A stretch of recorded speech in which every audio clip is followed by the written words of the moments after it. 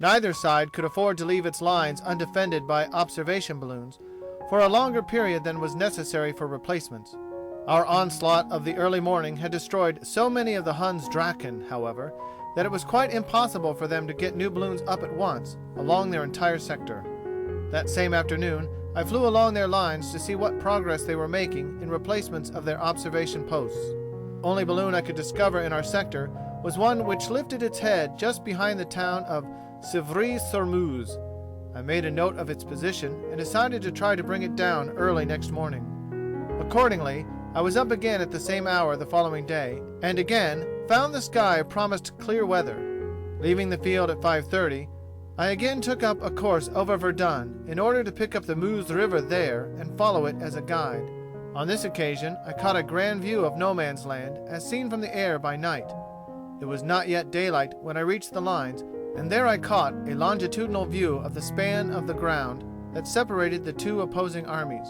For upon both sides of this span of ground a horizontal line of flashes could be seen issuing from the mouths of rival guns. The German batteries were drawn up along their front scarcely a mile back of their line, and on our side a vastly more crowded line of flashes indicated the overwhelming superiority in numbers of the guns that the American artillerymen were using to belabor the already vanquished Huns. So far as my eye could reach, this dark space lay outlined between the two lines of living fire. It was a most spectacular sight. I followed down its course for a few miles, then turned again to the north and tried to find the Meuse River. After 10 minutes' flight into Germany, I realized I had crossed the river before I began to turn north, and that I must be some distance inside the enemy's lines. I dropped down still lower as I saw the outlines of a town in front of me, and circling above it, I discovered that I had penetrated some 25 miles inside Hunland, and was now over the village of Stenay. I had overshot Civry by about 20 miles. I lost no time in heading out towards France. Opening up the throttle, I struck west and followed this course until I had the Meuse River again under my nose. Then, turning up the river, I flew just above the road which follows along its banks. It was now getting light enough to distinguish objects on the ground below. This Meuse River highway is a lovely drive to take in the daytime, for it passes through a fertile and picturesque country. The little city of Dons-sur-Meuse stands out on a small cliff which juts into a bend of the river, making a most charming picture of what a medieval town should look like. I passed directly down Main Street over Dons-sur-Meuse and again picked up the broad highway that clung to the bank of the river. Occasional vehicles were now abroad below me. Day had broken and the Huns were up and ready for work. It occurred to me that I might as well fly a bit lower and entertain the passing Huns with a little bullet dodging as we met each other. My morning's work was spoiled anyway. It was becoming too late to take on a balloon now. Perhaps I might meet a general in his automobile, and it would be fun to see him jump for the ditch and throw himself down on his face at the bottom. If I was fortunate enough to get him, that would surely be helping along the war. Ahead of me I saw a truck moving slowly in the same direction I was going. "Here goes for the first one," I said to myself. I tipped down the nose of my machine and reached for my triggers. As my nose went down, something appeared over my top wing, which took away my breath for an instant. There, directly in my path, was a huge enemy observation balloon. It was swaying in the breeze, and the cable which held it to earth ran straight down until it reached the moving truck ahead of me. Then it became clear as daylight to me. The Huns were towing a new balloon up the road to its position for observation. They had just received a replacement from the supply station of Dons-sur-Meuse, and after filling it with gas, were now getting it forward as rapidly as possible. It was just the target I had been searching for. Forgetting the truck and crew, I flattened out instantly and began firing at the swaying monster in the air. So close to it had I come before I saw it that I had only time to fire a burst of 50 shots when I was forced to make a vertical virage to avoid crashing through it. I was then but 400 or 500 feet above ground. Just as I began the virage, I heard the rat-tat-tat-tat-tat of a machine gun fire from the truck on the road beneath me. And mingled with this drum fire, I heard the sound of an explosion in the fuselage just behind my ear. One of their explosive bullets had come very close to my head and had exploded against the longeron or wire in the tail of the aeroplane. There was nothing I could do about that, however, except to fly along as steadily as possible until I reached a place of safety and could make an investigation of the damage received. I cleared the side of the gas bag, and then as I passed, I turned and looked behind me. The enemy balloon was just at the point of exploding, and the observer had already leaped from his basket and was still dropping through the air with his parachute not yet opened. It was a very short distance to Mother Earth, and sometimes a parachute needs a 200 or 300-foot fall in which to fully open and check the swiftness of the falling body. I wondered whether this poor chap had any chance for his life in that short distance, and just what bones he was likely to break when he landed. And then came a great burst of fire as the whole interior of the big balloon became suddenly ignited. I couldn't resist one shout of exultation at the magnificent display of fireworks I had thus set off, hoping in the meantime that its dull glare would reach the eyes of some of our own balloon observers across the lines, who would thus be in a position to give me the confirmation of my 11th victory. Again, I decided to pay a call at Jerry Vasconcel's field at Verdun, and there get out and ascertain the extent of the damage in the tail of my spad. Jerry welcomed me with some amusement, and wanted to know whether this dropping in on him was to be a daily occurrence. Yesterday it had been a broken prop, and today a broken tail. Before answering him, I got out, and together we made a minute examination of my machine. A neat row of bullet holes ran back down the tail of my machine. They were as nicely spaced as if they had been put in by careful measurement. The first hole was about 4 inches back of the pad on which my head rests when I am in the seat.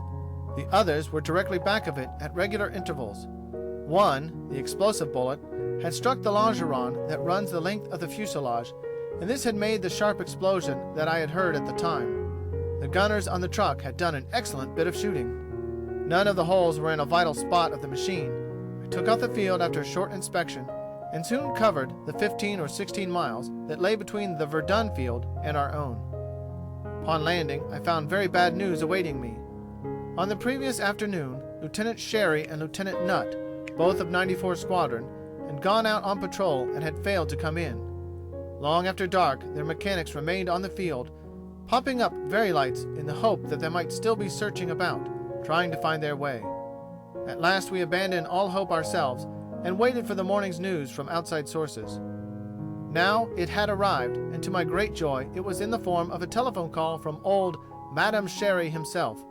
But his next message informed me that Nutt had been killed in combat, and Sherry himself had been through an experience that might easily have turned one hair's gray. Just before lunchtime, Sherry came in by automobile and told us the story of his experiences. He and Nutt had attacked an overwhelming formation of 8 Fokker machines. They had stolen up on the Heinies and counted upon getting 1 or 2 victims before the others were aware of their presence. But the attack failed, and suddenly both American pilots were having the fight of their lives.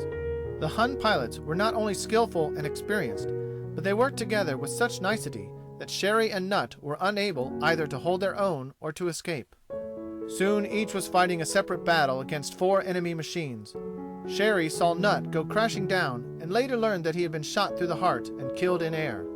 A moment later, Sherry's machine received several bullets in the motor, which put it immediately out of commission. Dropping swiftly to earth, Sherry saw that the Hun pilots were not taking any chances, but were determined to kill him as he fell. He was 2 miles or more in the air when he began his forced descent. All the way down, the enemy pilots pursued him, firing through his machine continuously as it glided smoothly towards earth. Only by miracles a dozen times repeated did he escape death from their bullets. He saw the lines below him and made desperate efforts to glide his machine to our side of the fence, despite the furious attempts of the Boche to prevent this escape. At last he crashed in one of the million shell holes that covered no man's land of last week. His machine turned over and broke into a score of fragments, Sherry being thrown some yards away, where he landed unhurt at the bottom of another shell hole. While he was still pinching himself to make sure he was actually unhurt, he discovered his implacable enemies peeking upon him with their Fokkers and firing long bursts of bullets into his shell hole with their machine guns. Sherry clung as closely to the sides of his hole as he could and watched the dirt fly up all around him as the Fokkers made dive after dive at him. It must have been like watching a file of executioners leveling their guns at one and firing dozens of rounds without hitting one, except that in Sherry's case, it was machine guns that were doing the firing. Finally, the Fokkers made off for Germany. Crawling out of his hole, Sherry discovered that a formation of Spads had come to his rescue and had chased the Germans homewards. And then he began to wonder on which side of the trenches he had fallen. for he had been too busy dodging Fokkers to know where his crippled machine was taking him. One can imagine Sherry's joy when he heard a doughboy in perfectly good United States yell from a neighboring shell hole, "Hey, Guy! Where the hell's your gas mask?" Madam didn't care for the moment whether he had a gas mask or not. So glad was he to learn that he had fallen among friends and was still in the land of the living. He quickly tumbled into the next shell hole, where he found his new friend. The latter informed him that he was still in no man's land, that the German infantry were but 100 yards away, and that gas shells had been coming across that space all afternoon. He even gave Madam his own gas mask and his pistol, saying he guessed he was more used to gas than an aviator would be. He advised Sherry to lay low where he was until nightfall, when he would see him back into our lines. And thus Lieutenant Sherry spent the next few hours reviewing the strange episodes that flavor the career of an aviator. Sherry finished his story with a grim recital of what occurred when they went out next morning to recover Nutt's body. It too had fallen into no man's land, but the Americans had advanced a few hundred yards during the night and now covered the spot where Nutt's body lay. Sherry accompanied a squad of doughboys out to the spot where Nutt's smashed machine had lain during the night. They found poor Nutt, as I have said, with several bullets through the heart. They extricated the body from the wreckage and were beginning to dig a grave when a shot from a hidden Hun sniper struck one of the burial party in the foot. The others jumped to their guns and disappeared through the trees. They soon returned with a look of savage satisfaction on their faces, although Sherry had not heard a shot fired. While they continued their work, he strolled off in the direction from which they had returned. Behind a trench dugout, he found the German sniper who had the yellowness to fire upon a burial party. The man's head was crushed flat with the butts of the doughboys' guns. Frank Luke, the marvelous balloon strafer of the 27th, did not return last night. So reads the last entry in my flight diary of September 29, 1918. Rereading that line brings back to me the common anxiety of the whole group over the extraordinary and prolonged absence of their most popular member. For Luke's very mischievousness and irresponsibility made every one of us feel that he must be cared for and nursed back into a more disciplined way of fighting, and flying, and living. His escapades were the talk of the camp, and the despair of his superior officers. Fully a month after his disappearance, his commanding officer, Alfred Grant, captain of the 27th Squadron, told me that if Luke ever did come back, he would court-martial him first, and then recommend him for the Legion of Honor. In a word, Luke mingled with his disdain for bullets a very similar distaste for the orders of his superior officers. When imperative orders were given him to come immediately home after a patrol, Luke would unconcernedly land at some French aerodrome miles away, spend the night there, and arrive home after dark the next night. But as he almost invariably landed with one or two more enemy balloons to his credit, which he had destroyed on the way home, he was usually let off with a reprimand and a caution not to repeat the offense. As blandly indifferent to reprimands as to orders, Luke failed to return again the following night. This studied disobedience to orders could not be ignored, and thus Captain Grant had stated that if Luke ever did return, he must be disciplined for his insubordination. The night of September 27th, Luke spent the night with the French second on the Toul aerodrome. The last we had heard from Luke was that at 6 o'clock on the night of September 28th, he left the French field where he had spent the night, and, flying low over one of the American balloon headquarters, he circled over their heads until he had attracted the attention of the officers, then dropped them a brief note which he had written in his aeroplane.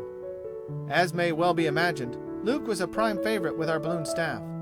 All the officers of that organization worshipped the boy for his daring and his wonderful successes against the balloon department of their foes.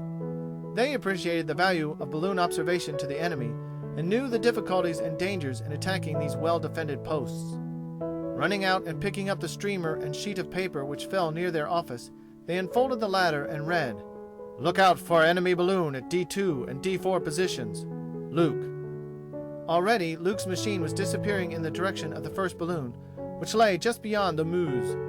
It was too dark to make out its dim outline at this distance, but as they all gathered about the front of their office, they glued their eyes to the spot where they knew it hung. For Luke had notified them several times previously as to his intended victims, and every time they had been rewarded for their watching. 2 minutes later, a great red glow lit up the northwestern horizon, and before the last of it died away, the second German balloon had likewise burst into flames. Their intrepid hero had again fulfilled his promise. They hastened into their headquarters and called up our operations officer and announced Frank Luke's last 2 victories. Then we waited for Luke to make his dramatic appearance. But Luke never came. That night and the next day, we rather maligned him for his continued absence, supposing naturally enough that he had returned to his French friends for the night. But when no news of him came to us, when repeated inquiries elicited no information as to his movements after he had brought down his last balloon, every man in the group became aware that we had lost the greatest airman in our army. From that day to this, not one word of reliable information has reached us concerning Luke's disappearance. Not a trace of his machine was ever found. Not a single clue to his death and burial was ever obtained from the Germans. Like Gunmeyer, the miraculous airman of France, Frank Luke was swallowed by the skies, and no mortal traces of him remain.